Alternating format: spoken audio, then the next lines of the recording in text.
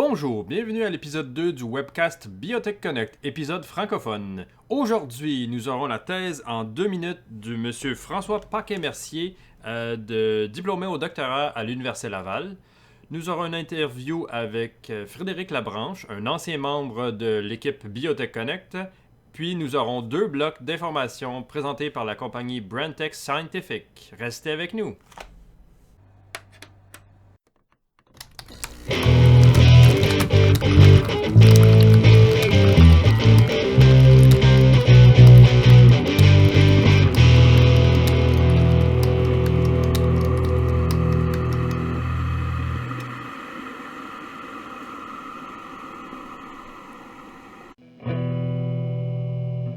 Bienvenue. Donc, tel qu'annoncé, nous commençons tout de suite par la thèse en 3 minutes de M. François Paquet-Mercier.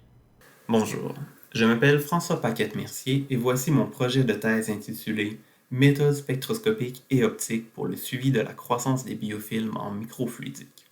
Le principal objectif du projet est de développer de nouveaux outils permettant de mieux comprendre la structure, la composition et la croissance des biofilms. L'étude des biofilms est importante puisqu'elle permet d'établir des stratégies pour éviter leur formation ou de mieux les utiliser. Les bactéries se déplaçant librement sont dites planctoniques alors que celles attachées à une surface ou dans un biofilm sont dites sessiles. Ce sont ces dernières qui nous intéressent. Les bactéries dans les biofilms sont beaucoup plus résilientes aux perturbations extérieures, autant physiques que chimiques, que leurs contreparties planctoniques. Cela est en bonne partie relié à leur matrice extracellulaire composée de protéines, polysaccharides et, en moindre quantité, d'ADN et d'ARN. La résilience des bactéries dans la forme biofilm est impliquée dans plusieurs mécanismes de résistance aux antibiotiques. Pour ce projet, j'ai étudié les biofilms de bactéries de la famille Pseudomonas. Certaines bactéries de cette famille sont la cause d'infections graves. J'ai utilisé des canaux microfluidiques, c'est-à-dire dont au moins une des dimensions est l'ordre de quelques dizaines de microns à quelques centaines de microns, pour contrôler précisément leur environnement pendant leur croissance. J'ai utilisé la spectroscopie infrarouge afin de mesurer la concentration relative des principales composantes du biofilm. En parallèle, j'ai utilisé la microscopie confocale pour mesurer l'air occupé par les bactéries dans les biofilms pendant leur croissance. Grâce à la combinaison de ces deux techniques, nous avons pu corréler les différentes étapes de croissance avec la composition des biofilms.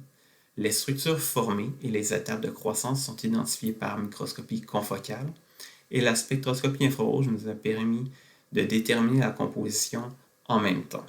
En modifiant les conditions physiques et chimiques dans le microcanal, nous avons évalué l'impact des forces de cisaillement et du milieu de culture sur leur forme et leur composition. Finalement, les techniques instrumentales et méthodes d'analyse de données développées dans le cadre de ce projet pourront être utilisées pour étudier des systèmes plus complexes. Nous pourrons étudier par exemple la croissance des biofilms formés par d'autres bactéries ou autres micro-organismes, ainsi que caractériser l'effet de nouveaux antibiotiques sur les bactéries dans les biofilms. Nous pourrons aussi suivre l'impact de traitement de surface sur la croissance. Merci de m'avoir écouté. Dû à une contrainte de temps, nous ne pourrons pas aujourd'hui faire un échange de questions-réponses à propos de la thèse en 3 minutes. Par contre, j'ai trouvé bien intéressant d'en apprendre plus sur les biofilms et la façon dont ils permettent une plus grande résistance à différentes bactéries. Je suis sûr que cette thèse va permettre surtout de développer de meilleurs outils en fait, pour analyser les biofilms puis les conséquences dans bien des domaines. Donc, merci encore une fois à François Paquet-Mercier de l'Université Laval. On va retourner maintenant à l'entrevue avec M. Frédéric Labranche. Oui, donc, bonjour. On est avec aujourd'hui Frédéric Labranche, qui est un collègue à moi, qui a beaucoup participé à l'évolution de Biotech Connect quand que je l'ai remis sur pied en 2017. Bonjour, Frédéric. Hey, bonjour, M. Goyette, ça va bien? Ça va bien. Tu peux m'appeler Guillaume, inquiète-toi pas, on se connaît assez bien pour ça. D'accord. Donc, Frédéric, pour faire une histoire courte, c'est un ami que j'avais déjà depuis plusieurs années, qui est un gars expérimenté en en fait, en organisation de loisirs, en événementiel, en gestion gestion d'événements. Puis, quand en 2017, j'ai reparti Biotech Connect sans le fondateur initial, donc par moi-même, j'avais besoin de quelqu'un qui était expérimenté, mais dans le domaine qui me manquait à moi. Justement, l'organisation, les loisirs, la gestion du monde et de tout ce qu'un événement peut demander. J'ai demandé l'aide à mon ami Frédéric, puis qu'il m'a aidé pendant une couple d'années. Merci encore, Fred. Ça fait plaisir. Tu es un Donc, bon élève. Tu as bien appris. Mais avant de continuer cette entrevue, voici le premier bloc d'information de la compagnie BrandTech. New, the brand AndyStep Touch motorized repeating pipette features a touchscreen interface for intuitive operation. The large color display provides all pertinent information and allows easy adjustment of all parameters. Suitable for use with all standard type repeating pipette tips, automatic size recognition of brand PD tips to precision dispenser tips adds to the ease of use and reduce the chance of error.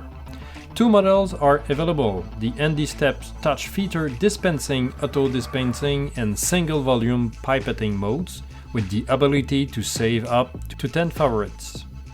The Auto Dispensing mode features a learn function for easy interval programming. The AndyStep Touch S adds multi-aspiration, sequential dispensing and titration modes. Both models are useful for medium throughput manual sample preparation and testing, such as for SARS-CoV-2 COVID-19. Additional information, follow the link.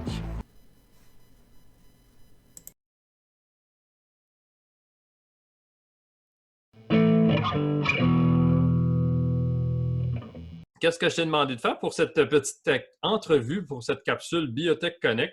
Qu'est-ce que j'ai demandé à Frédéric? C'est est-ce qu'il pouvait se souvenir de quelques petits épisodes, quelques petites anecdotes qui s'est passé pendant notre travail ensemble à Biotech Connect?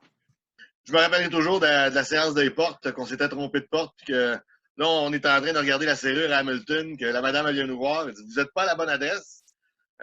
Oui, il faut mentionner que ça, c'était les voyages Biotech Connect, dans le fond, ça implique beaucoup de voyagement de ville en ville. Puis quand on va à une ville comme, par exemple, London, Ontario, Ottawa, Toronto, ben on a fait beaucoup de Airbnb, c'est ce qu'il faut dire. Ben, c'est ça. C'était une des petites modifications qu'on a apportées là, à ton modèle d'affaires. C'était probablement plus pratique quand on restait quelques jours dans une ville d'avoir notre propre endroit où on pouvait faire à manger, pouvoir cuisiner, pouvoir rester en colocation avec deux chambres chacun de notre côté. Moins cher d'hôtel, plus d'intimité, moins cher aussi de restaurant. Donc, d'un point de vue économique, puis au niveau de ta business, ça, c'était un plus qu'on a apporté. On s'entend que travailler sur une table de cuisine ou même dans certains cas sur un bureau, c'était bien plus agréable avec le laptop que sur un lit de chambre d'hôtel. En effet. Puis, il ne faut pas oublier que même quand on est à l'extérieur, il y a quand même du travail à faire. Hein. Tu as de la routine, des retours d'appel, tu as tous les retours des gens qui sont venus dans la journée, il faut que tu envoies les listes à tes clients. Donc, d'avoir un endroit ergonomique où travailler puis se reposer après, c'était beaucoup plus agréable, comme tu dis, puis fonctionnel qu'un lit de chambre d'hôtel. Puis, as-tu aimé tous les sushis qu'on a mangés ensemble? Écoute, il ne faudrait pas passer sous silence le restaurant de sushi qu'on a fait à Québec avec les petits bateaux qu'on est allé essayer, où on était assis puis on le commandait puis ça roulait en l'entour. On était avec Alexandre Rochette, justement, cette fois-là. D'ailleurs, Alexandre Rochette vient de passer dans l'épisode 2 de ce webcast édition anglaise. Donc, c'est ce même Alex Rochette qui était venu avec nous au petit resto de sushi. Puis, on pense à sushi aussi. On a mangé ensemble des sushis à Vancouver. Il faut dire que ça, c'est assez intéressant comme expérience aussi. À Vancouver, le plus gros liquor store que tu as vu pour tes bières artisanales, te rappelles-tu la vingtaine de frigidaires mur à mur à côté là, de la place des festivals? J'ai été vraiment flabbergasté, comme on dit, de voir ce liquor store-là. Puis c'était un des gros parce qu'ils ne sont pas tous de la même taille. Puis c'était vraiment agréable, ce petit souper-là qu'on avait eu là, sur le bord de l'eau. C'est dans une petite une genre de terrasse intérieure. Là. Puis on avait appris par cœur tu te rappelles toutes les villes du Canada? À quelle longitude, l'altitude, sont, ouais. là? Ça, c'est des informations inutiles, mais qu'on on a réussi à se rappeler pendant peut-être un an. Là, puis que d'après moi, je m'en souviens plus. Là. C'est Winnipeg qui est à la même hauteur géographique que la ville de Québec. Ça se peut, il faudrait qu'elle garde ça. Là, dans le montage, là, je vais mettre l'image puis on verra. On va voir si tu t'es trompé. Ça va être en vert la ligne si tu as réussi, puis ça va être en rouge si tu t'es trompé. C'est bon. Donc, réponse à la fin de l'épisode. Une des choses que j'ai le plus aimé visiter avec toi, c'est qu'on est geeks toutes les deux. Si tu as la chance de faire les magasins de bande dessinée un petit peu partout à travers le Canada, qu'on a vu, là, les tout petits dans les prairies, le immense qu'on a vu à Winnipeg.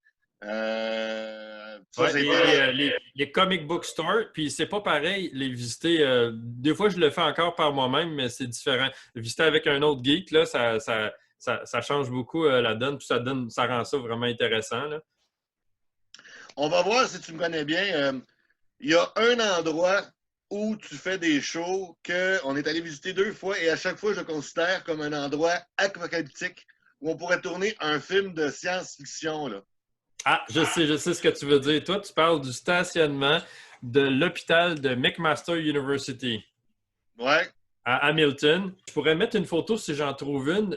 Une fois, j'ai failli coincer mon auto justement entre 2 gros beams de béton.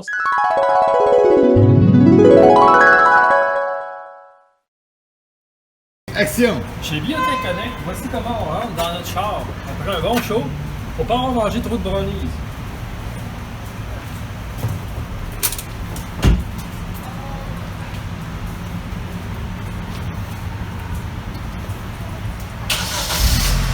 Guillaume! Peux-tu recommencer? Je l'ai manqué!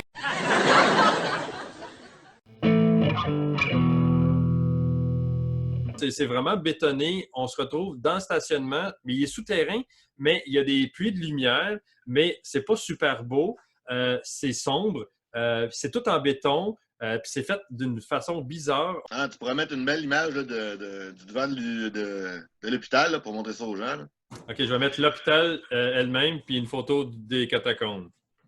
C'est bon, ça.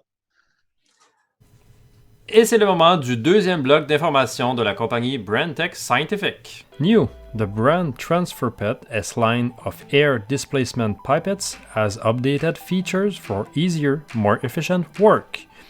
The grip has been designed for a better fit in left or right ends of all size. Plus, all functions, volume setting and locking, pipetting and tip ejection can be comfortably operated with one end without shifting position. A slimmer shaft fits narrow vessels. The housing is designed for easy cleaning, and tips cone are designed to fit most brands of quality pipette tips. Single and multi-channel models are available, as well as sets with volume range from 0.1 microliter to 10 milliliters. Instruments are fully autoclavable and useful for medium throughput manual sample preparation and testing, such as SARS-CoV-2 or COVID-19. Additional information, follow the link.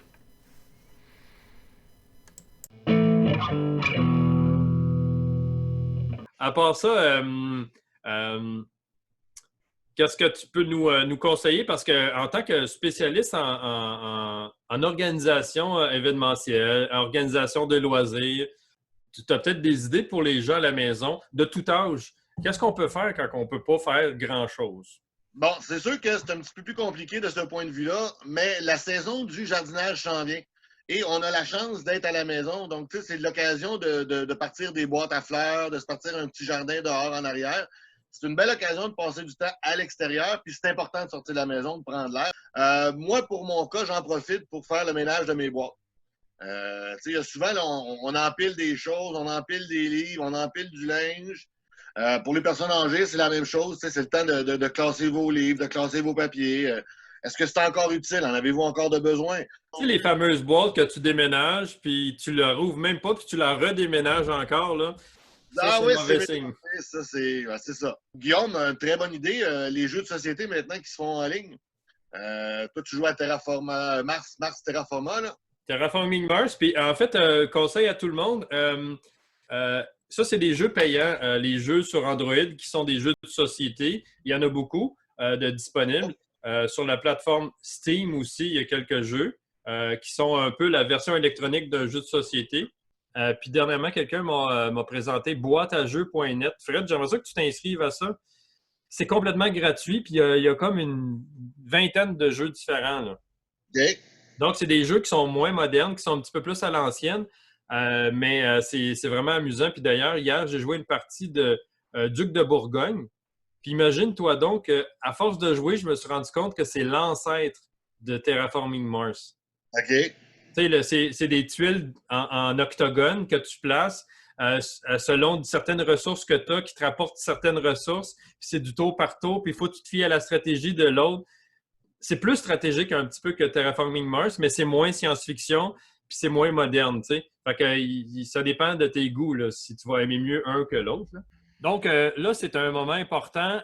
Nous, comme média, donc on est un petit média sur le web, mais quand même un média, on a un rôle important à jouer. Il faut qu'on fasse un message d'intérêt public. Écoutez les gens, c'est important de suivre les consignes du gouvernement dans cette crise sanitaire-là. Nous, on se tient à 2 mètres de distance. D'ailleurs, vous pouvez regarder sur la carte qui va apparaître au bas de votre écran. Et aussi, ben, on ne prend pas de chance, on porte un masque.